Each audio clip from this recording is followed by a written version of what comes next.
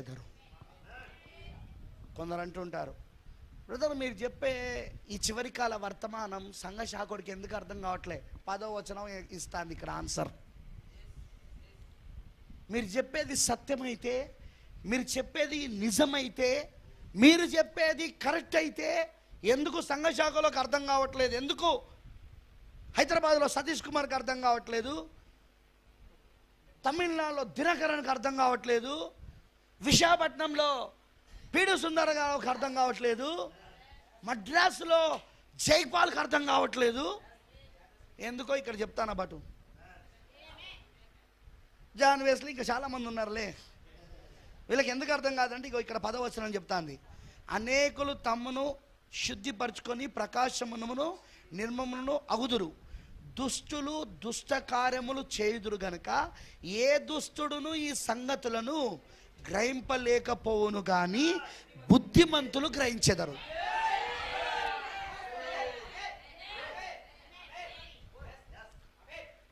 ఇలా చెప్తాను నేను, ఇదే లేఖనాన్ని అదే అర్థంతో ఇలా చెప్తాను. బుద్ధిమంతుడైతే ఇప్పుడు మేము చెప్పే వర్తమానం అర్థమవుతుంది.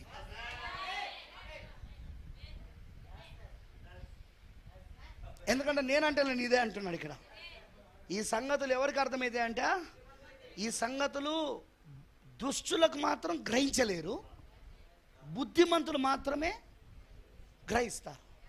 అంటే మేము చెప్పే ఈ సంగతులు నువ్వు బుద్ధిమంతుడవైతే నువ్వు గ్రహిస్తావు, నువ్వు దుష్టుడవైతే గ్రహించలేవు. ఓకేనా? నువ్వు దుష్టుడవైతే గ్రహించలేవు, బుద్ధిమంతుడవైతే గ్రహిస్తావు. ఓయ్ నేను చెప్తలేను, దానియేలు 12వ అధ్యాయం 10వ వచనంలో చెప్పబడుతున్నది అది. అంతే. ఇప్పుడు ఈ సంగతులు పలానా వాడు గ్రహిస్తలేడంటే డాష్ డాష్ డాష్ వాడు ఏంటిది? ఇప్పుడు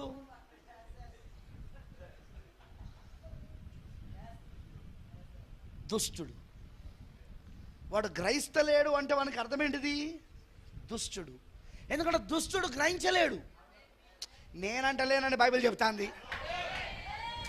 మీరు అనవచ్చు, వాళ్ళందరూ యేసును గూర్చి చెప్తున్న సువార్థికులు, వాళ్ళు యేసును గురించి ప్రకటిస్తున్న పెద్ద పెద్ద సేవకులు. మరి యూదా ఇస్కరియోతు ఎవడు?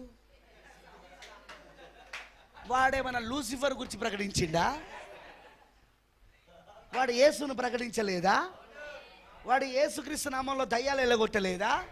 యేసుక్రీస్తు నామంలో స్వస్థతలు చేయలేదా? యేసుక్రీస్తు నామంలో ప్రవచనాలు చెప్పలేదా? యూదా ఇస్కరియోతు ఎవడు? వాడు నీతిమంతుడా? దుష్టుడు కాదా? వాడు దుష్ట సంబంధాన్ని యేసు చెప్పలేదా? యూదా ఇస్కరియోతు దుష్టుడి సంబంధం చెప్పలేదా? కానీ ఎవరితో ఉన్నాడు? లూసిఫర్తో ఉన్నాడా? మరి వీళ్ళందరూ కూడా ఎవరితో ఉన్నారు ఇప్పుడు? అయినా ఎందుకు గ్రహిస్తలేరు? ఈ సంగతులు ఎందుకు గ్రహిస్తలేరు? ఈ ముద్రలు ఎందుకు గ్రహిస్తలేరు? ఈ ప్రవక్త 7వ దూతను గురించి ఎందుకు గ్రహిస్తలేరు? నేను చెప్తలేను ఆన్సర్. ఓయ్ నాతో వాదించద్దు, వాదిస్తే లేఖనంతో వాదించుకోండి. దుష్టులు గ్రహించరు, దుష్టులు గ్రహించలేరు, బుద్ధిమంతులే గ్రహిస్తారు. బుద్ధిగల కన్యకలే, బుద్ధిమంతులు బుద్ధిగల కన్యకలే గ్రహిస్తారు. సిద్ధలో నూనె పట్టుకొని పోతారు.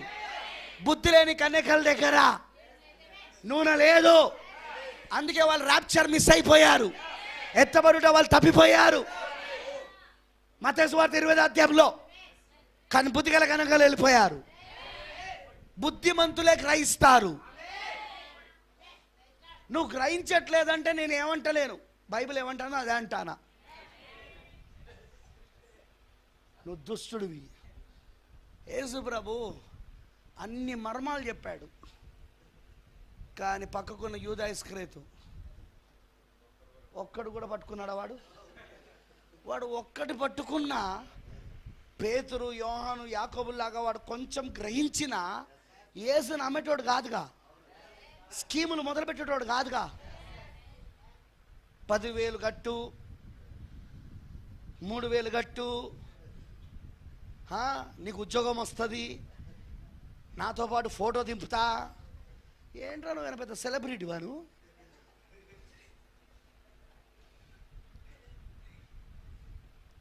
ఈరోజు ఎలా తయారైపోయారంటే స్కీములు, వ్యాపారాలు, వాక్యముతో సువార్తతో వ్యాపారాలు చేస్తున్నారు. సువార్తతో డబ్బు సంపాదించడం, స్కీములు, కొత్త స్కీములు.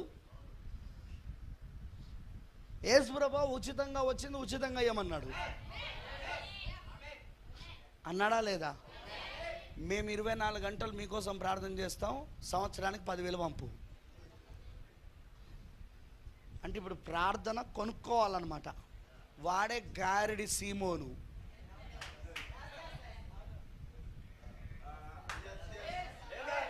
డబ్బు సంచి పెట్టాడా లేదా? నా కోసం ప్రార్థన చేయండి, మీకున్నది నాకు కూడా ఇవ్వండి. వీడెవడు ఇప్పుడు? వీడు గారడి సీమోను. వీడు మోడ్రన్ గారడి సీమోను. 21వ శతాబ్దంలో గారడి సీమోను వీడు.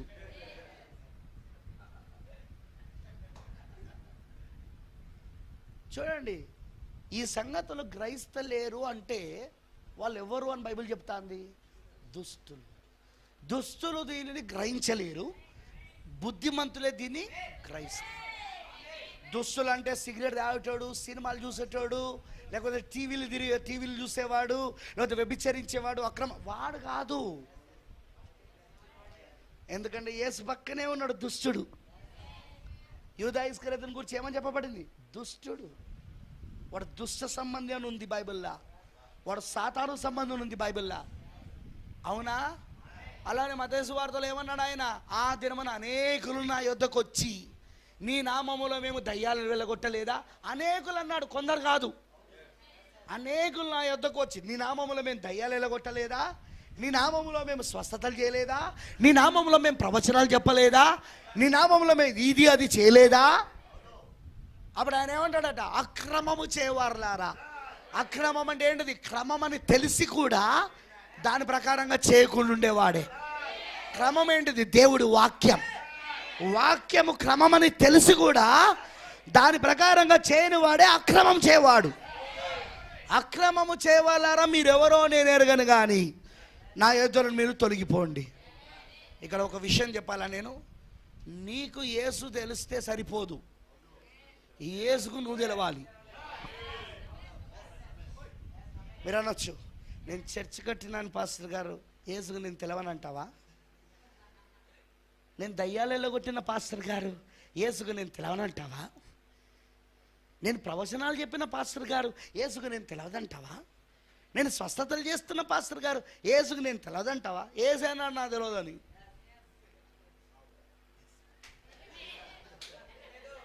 ఎందుకంటే వీళ్ళు యేసు తెలుసు వీళ్ళకి, కానీ యేసుకు మాత్రం వీళ్ళు తెలవరు.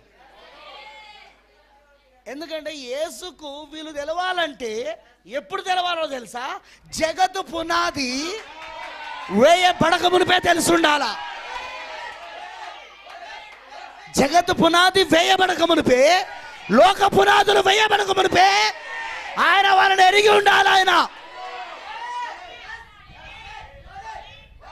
ఇప్పుడు నువ్వు సేవ చేస్తే యేసుకు నేను తెలుస్తా కాదు, అసలు నువ్వు పుట్టక మునిపే, నువ్వు ఈ భూమి పుట్టక మునిపే, ఈ భూమి పుట్టక మునిపే ఆయన నిన్ను ఎరిగి ఉండాలి. ప్రైజ్ ది లార్డ్, హల్లెలూయా. కాబట్టి ఇప్పుడు దుస్తులు ఎవరు అర్థమైందా మీకు? సిగరెట్ తాగోడు, సినిమాలు చూసేటోడు కాదు, యేసు పక్కనే ఉండి దయ్యాలు వెళ్ళగొట్టేటోడు, స్వస్థతలు చేసేవాడు, యేసుక్రీస్తుని గురించి స్వార్థ ప్రకటించేవాడు. కానీ యేసు అంటాడు వాడెవడో నేను తెలియదు, వాడెవడో నాకు తెలియదు అంటాడు ఆయన. వాడే దుస్తుడు. అందుకే ఈ సంగతులు వాడు గ్రహించలేడు. ఈరోజు మన మోడ్రన్ దుస్తులు చాలామంది ఉన్నారు, సేవకులు, టీవీ సువార్థికులు. వాళ్ళకి అందుకే ఈ సంగతులు గ్రహించలేరు. ఇది కాలం యొక్క అంతమని కూడా తెలియదు వాళ్ళకు. కాలం యొక్క అంతమైతేంది, అంత్యకాలం అయితే రెండొకడేనా? భూమికి ఆకాశానికి ఉన్నంత వ్యత్యాసం ఉంది అంత్యకాలానికి కాలం యొక్క అంతమునకు. ఇది అంత్యకాల వర్తమానం కాదు, ఇది కాలం యొక్క అంతం వర్తమానం, ఇది కాలం యొక్క ముగింపు వర్తమానం. ఇది దానియేలు ఆ కాలం యొక్క ముగింపు కోసమే ఎదురు చూశాడు. యోహాను ఆ కాలం యొక్క ముగింపులోకి వచ్చి, ఆ దినాలకు వచ్చి 7వ దూతను చూశాడు, విప్పబడిన గ్రంథమును చూశాడు. కానీ అదే దానియేలు ఆ గ్రంథం ముద్రించబడడం చూశాడు.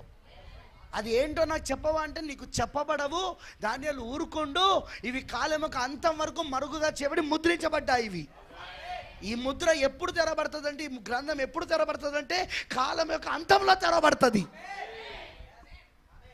సో దానియేలు తెలుసుకోవాలంటే ఇప్పుడు ఎక్కడ రావాలో తెలుసా? కాలం యొక్క అంతంలోనికి, అంటే మన కాలానికి రావాలి. అందుకే యోహాను ప్రకటన 10లో ఎక్కడికి వచ్చాడో తెలుసా? మన కాలానికి వచ్చాడు. దర్శనంలో క్రీస్తు శకం 95-96 సంవత్సరంలో ఎక్కడికి వచ్చాడో తెలుసా? 1963కి వచ్చాడు. 1963కి వచ్చాడు. మీకు అర్థమైందని చెప్పింది. హల్లెలూయా. అప్పుడు చూశాడు ప్రకటన 10 1963లో జరగడం. అప్పుడు గ్రంథం తెరబడింది. ఆ గ్రంథమునకు వచ్చిన మర్మం చెప్పే 7వ దూత అక్కడ ఉన్నాడు.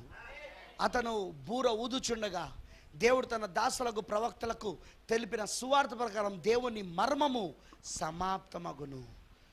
నా ఏలినవాడా, ఎప్పుడు ఇవన్నీ సమాప్తమగును? ఎప్పుడు ఇవన్నీ అంతమవును? 7వ దూత పలుకు దినాలలో, కాలము యొక్క అంతములో ముద్రలు తెరవబడినప్పుడు ఇవన్నీ సమాప్తమవుతాయి. ఆమేన్. హల్లెలూయా.